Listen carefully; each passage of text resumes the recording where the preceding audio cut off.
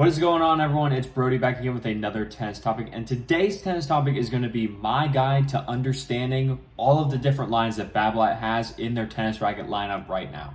Now, Babolat's been around for a while. People know them, people love them. Some people can't use them because they hurt their arm, and there's reason for that I'll get into later. But first, if you don't know who I am, my name's Brody Taylor. I've been working with tennis equipment, especially Babolat, for the past 6 to 7 years. And I just recently got out of a meeting with a Babolat rep, and he was going through explaining all the different lines to me. And so I'm going to help you and just show you what he showed me, as well as what I've come to know about Babolat over the years working with them.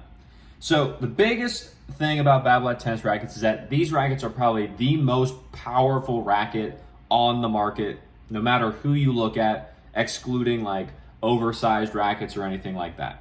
The reason for this is the fact that Babolat rackets are a lot stiffer than most other tennis rackets.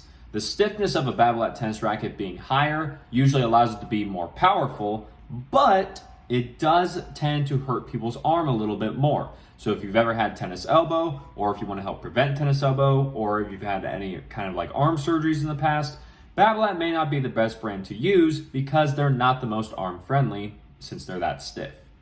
Now, as I'm saying this, the biggest thing that we're going to talk about today, though, is going to be the actual lines of tennis rackets from Babolat. So we'll start with the first one, probably the most, I'll say, common Babolat tennis racket line that you'll see outside of the professional level tour. It's starting to gain more traction, but as of right now, it's not up there as much.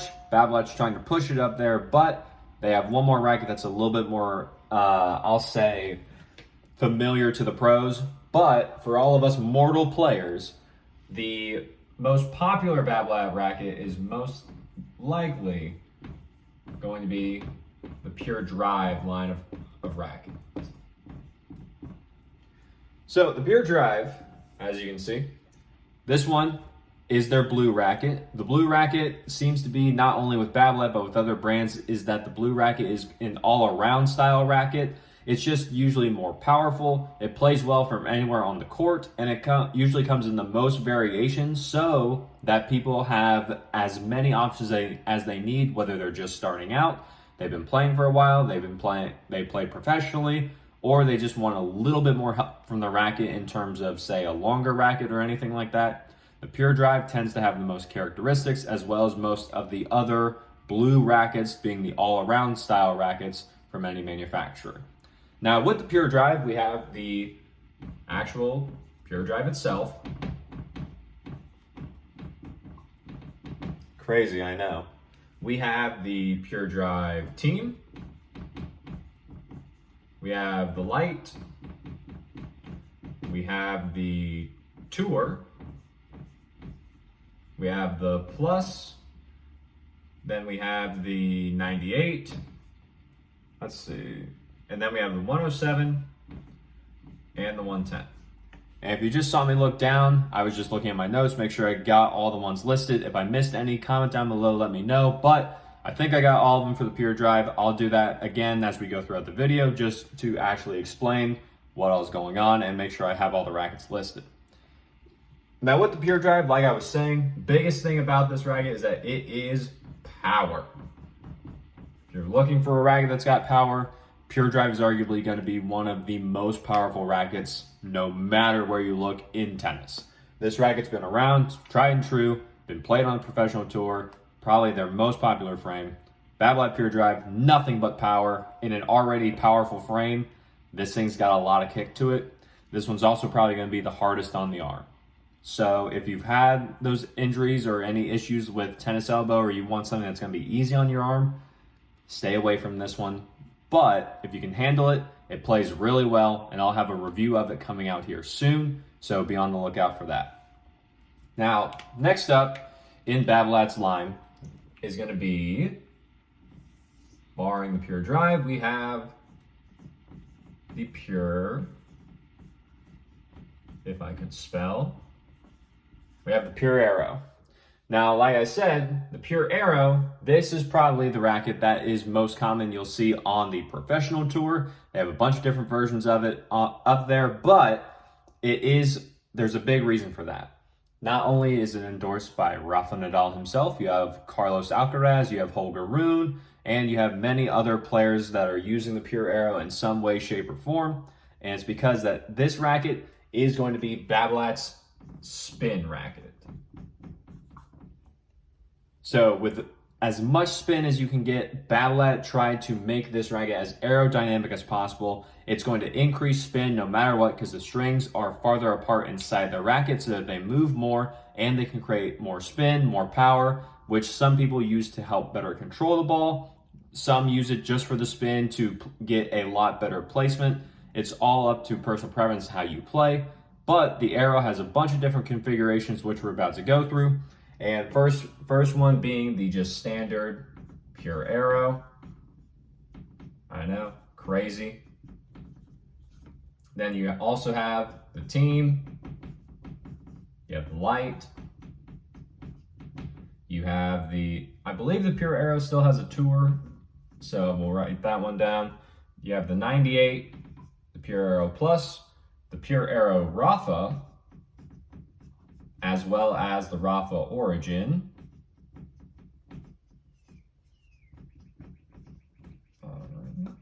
And then we have the Evo Aero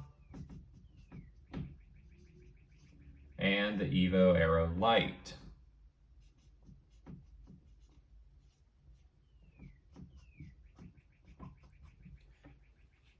So, as you can see, the Pure Aero's got a lot of going on. Now, the one thing I will say, the Evo Aero and the Evo Aero Light, those ones, they are a little bit different from the traditional Pure Aero.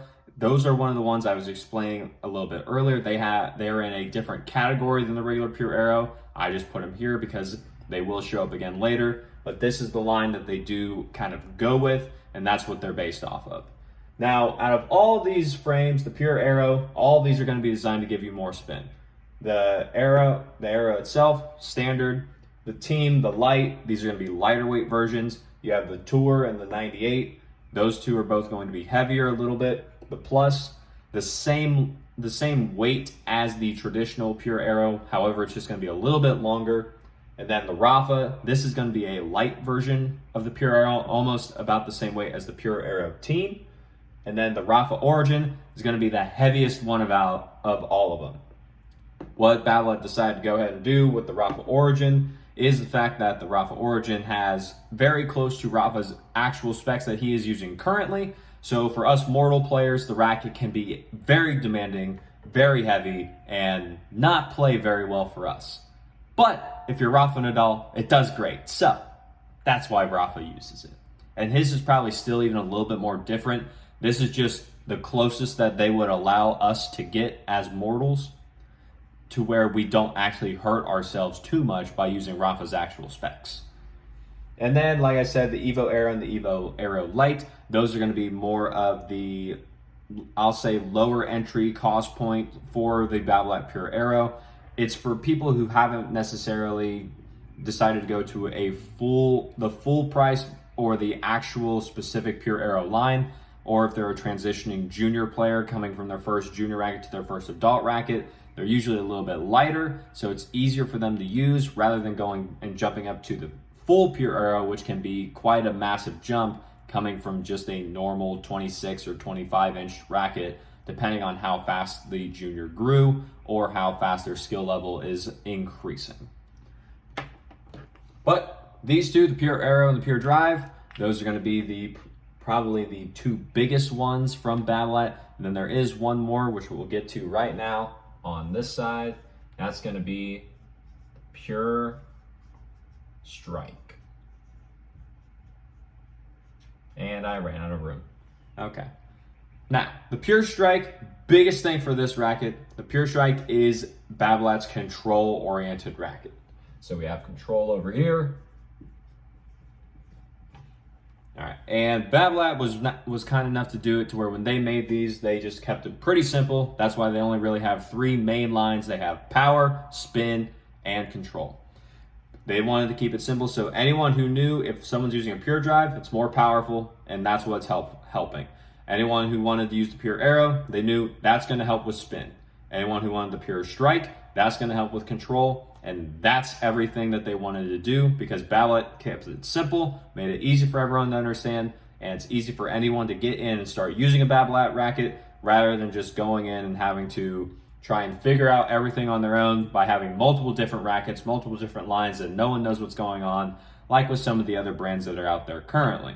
We won't name names, but if you've looked into tennis rackets recently and you're confused as to what each one does, especially from a different brand, you may know what I'm talking about. Now, back to the Strike. The Strike being the ultimate control frame for Babolat, the thing is, it's still pretty stiff, as well as the Pure Aero and the Pure Drive, so this is just a common theme throughout all of Babolat frames. They're going to be stiff, and that's what's giving them their power. If you like the power that you get and your arm can handle it, they're great.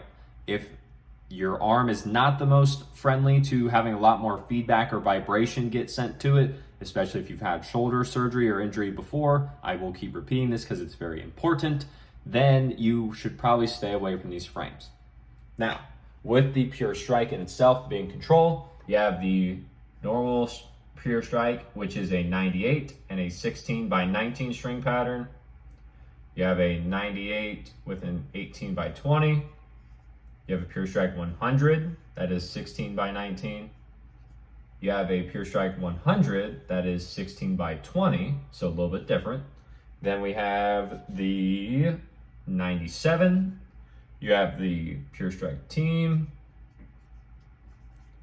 All right, and then at the time, I've known that the Pure Strike has had a tour version before. I don't remember if they came out with one for the new generation of it, the Gen 4, but I'm just gonna write it there just in case. So we'll put that in parentheses because I don't remember if it's actually out right now, but I know it's been around before. And then again, down here, you have the Evo and the Evo 102. So with the Pure Strike, you have multiple different lines to go to. As you can see, the big thing with the Pure Strike is that typically the standard weight of it and the standard just head size is going to be the 98. That is how they made the Pure Strike, being the most popular version of it. And then you go down to a 98. Instead of the 16 by 19 string pattern, you go to the 98 18 by 20 string pattern. A little bit more control and a little bit more precision from a already much controlled oriented racket. Then you go up to the 100 head size in 1619, 1620. Pure Strike is just going to be a little bit easier to use in these. Sometimes people feel it's a little bit lighter too, because I believe it's 11.2 ounces strung rather than the traditional 11.4 like the 98s are. And that's where some people prefer the smaller weight, because it's easier to swing, easier to use, and just can be used in more situations and for more players.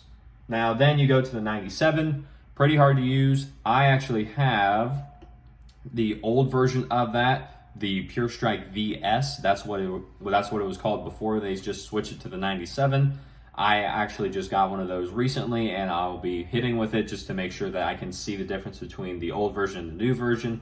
But the 97, very hard to use racket. 97 square inch head size, you really don't see much too often because a lot of players just don't use that, since it's a lot harder to get power, it's a lot harder to get spin, and it's just, you have to create a lot of that on your own rather than letting the racket help you. Some players love it, some people think it's absolutely amazing. However, some people would rather have the help from the racket, which is understandable, and that's why the 98s and the 100 head sizes exist. Then you have the Pure Strike Team, which is going to be a lighter weight racket. You also have the Tour, which is going to probably be the heaviest. You have the Evo 102, and then I just remembered one more, that this was with Generation 3 of the Pure Strike. I don't think they made it into Gen 4, but I'm going to put it on here because it was a weird one. It was a weird test, but Babolat still did it, so I thought it was interesting. And that's going to be the Strike 103. Now, the 103 I thought was a really interesting case because they went to a not so common head size. They also went a little bit heavier than you would have thought for a 100 or an oversized racket, essentially. It was a weird combination. I didn't see too many people that took a liking to it. I didn't see too many people that tried it out. Some did. They said it went great. Some took it out and they were just like, I mean, okay, it's there. So the 103 was a weird thing. I don't think they brought it out again for the new ones. Reason being is for the fact that It just didn't do too well, and Babolat just wanted to try it, so they at least tried it. And now we're on to the new Gen 4s without it, and that's okay. But these three are going to be Babolat's main racket lines: the Pure Drive, the Pure Aero, and the Pure Strike. If you're looking and if you're playing any match, or you're looking at college players, you're looking at pro players, you're looking at club players, they're most likely playing with one of these three if it is a Babolat. It may be a different version, but it's most likely going to be one of these three. Now, as I mentioned earlier, and as I mentioned throughout all of this, as you can see, the Evos. The Evo Aero, the Evo Aero Light, the Evo 102, the Evo for the Strike, and also, I left them out intentionally. You have the Evo Drive,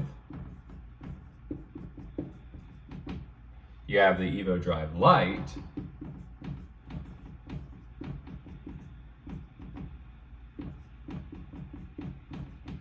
and then you have the Evo Drive wait for it, 115. Now, as you get going and you get more into it, like I said, the Evo line is going to be a lot more of a lightweight frame that Babolat's designed to be a good transition racket, not only for juniors who are transitioning into their first adult racket, or if it's for you who are just coming into tennis for the first time, you're looking for a lighter weight racket, or you're just wanting something that's not as expensive as the normal Pure Drive, the normal Pure Aero, the normal Pure Strike. Just something easier to get into the game with that's going to be very helpful in terms of power, in terms of spin, in terms of control. No matter which version you get, this is where you're wanting to look for the Evos, because they're going to just be easier access into the game without spending as much money as the mainline rackets. All of these are just fine to get going with.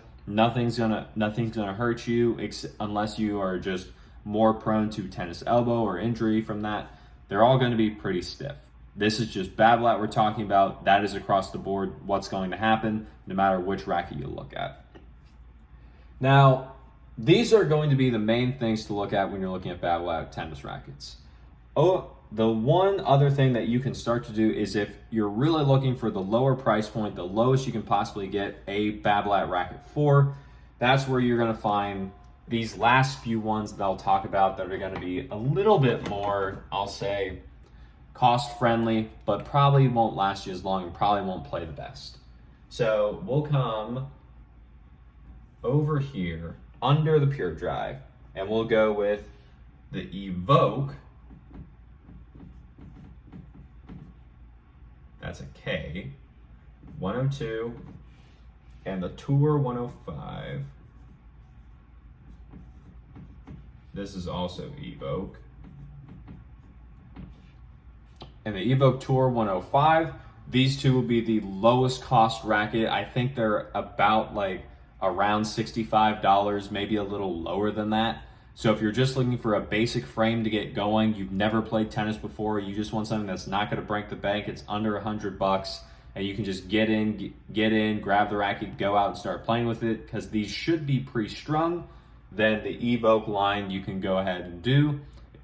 You just probably just won't stick with it too long. If you decide to continue playing, you could just keep getting them restrung, but you'll eventually want to move up to one of these higher lines, the Drive, the Aero, the Strike, or the Evos, just because the rackets will last longer, they'll play a little bit better, and this one's just designed to the Evokes are just designed to get you into the game rather than just get you to play for years and years and years. These will get you in, get you ready, see if you like it, and then help you move towards something else.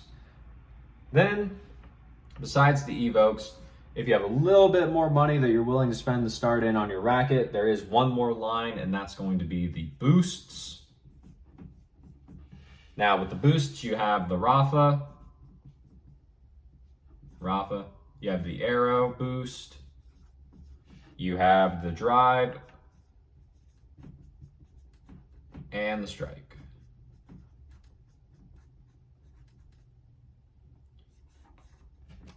So on the Boost line, these are going to be just like a step above the Evoke line. So if you're thinking about it in terms of like stepping stones, Evoke is going to be the bottom of the barrel. This is going to be the lowest price point you can get, probably the racket that's just going to last you just to see if you like it. You can get in here. If you're getting into the sport and you want a little bit more of a better racket, that's when you go up to the Boost. The Boosts do really well for coming into it because they're also not as expensive as the regular Drive, Aero, and Strike. And they offer a pretty good playability no matter which one you look at. You just have to figure out which one fits your specific specs. They're all going to be pretty light just because Babolat didn't want these to be too harsh on anyone, because they're designed to get you into the game, see how you're doing, and just rather than play with it forever, they know that the Boost is going to be your introduction, which you will then use to springboard into a brand new racket from there. So we have Evoke, Boost, then we go Evo, there in the middle, because the Evo is designed to be the bridge between actually going from, say, a competitive junior player or just someone who has been playing for a while, they're getting back into tennis and they haven't played for a bit. Evo is going to be right where you want to be. It's also a lower price point than these big three, the big three main lines, and it's just easier to get in with.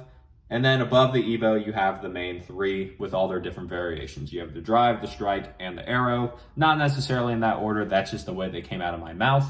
And that's essentially going to be the big thing about Babolat tennis rackets. So, if you're looking into a Babolat racket and you're really wanting something that's going to be a little bit more powerful, a little bit easier on the arm, you're still trying to figure out all your tennis game, get everything going, you want the Drive. If you're looking for a Babolat tennis racket, it's still going to have a bit of power, but you're more of a spin player. You use a lot of top spin, you use a lot of slice, you use a lot of it no matter where you are. You can look towards the Aero. If you're more of the player who wants more control and you're just really wanting to make sure that you have enough precision to rival whoever else is going to be across the baseline from you and just handle all of their shots, you want the Strike. Then you just go down from there. If you're just starting out, you can go to the Evokes. If you are starting out, you want a little bit better of a racket than an Evoke, you can go to the Boosts. Then if you've been playing for a while and you're transitioning from a junior player up to your first adult racket, or you used to play a long time ago and you just are coming back into the sport and you want a racket that's going to do good, that you can use for a while and that's not just going to break down on you, that's where you have the Evos.